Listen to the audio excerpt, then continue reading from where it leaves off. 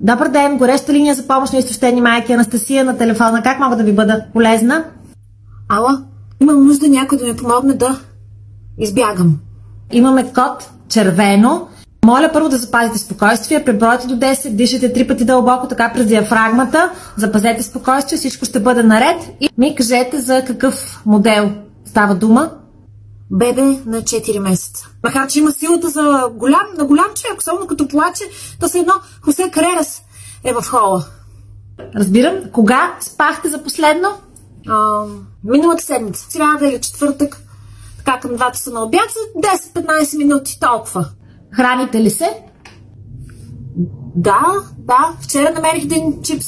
Нова година остана и си го изядах за 20 секунди. Добре, по-добре. Нещо, отколкото нищо. Чипс е супер. Следващото нещо е да си поръчате храна от любимия си ресторант. Нещо здравословно ли трябва да си поръчам?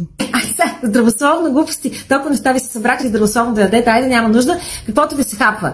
Да се насочим към акция Exit или изтеглянето от дома ви. С хеликоптер ли ще ме изтеглите? Не, няма да е с хеликоптер, не, по друг начин ще действаме. Чували ли сте за най-бързия печели? Най-бързия печели. Важно е да сте приготвена и готова, за да може да спечелите тази игра. Първо сваляте тази блузка, която сте в момента с нея. Предполагам, по нея има мляко, повърнато нещо. Да.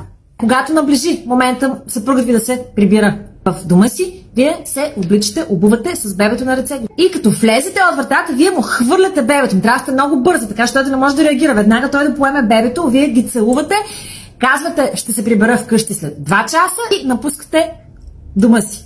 И къде да отида? Имате няколко опции, между които може да изберете.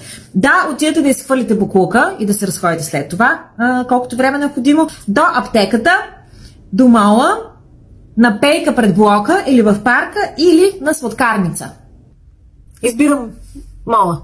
Чудесен избор, успех ви пожелавам и да знаете, че и това ще мине, след това ще чуваме за други неща, бебето ще порасне, но сега най-важното е да предприемете акция Exit. Благодаря.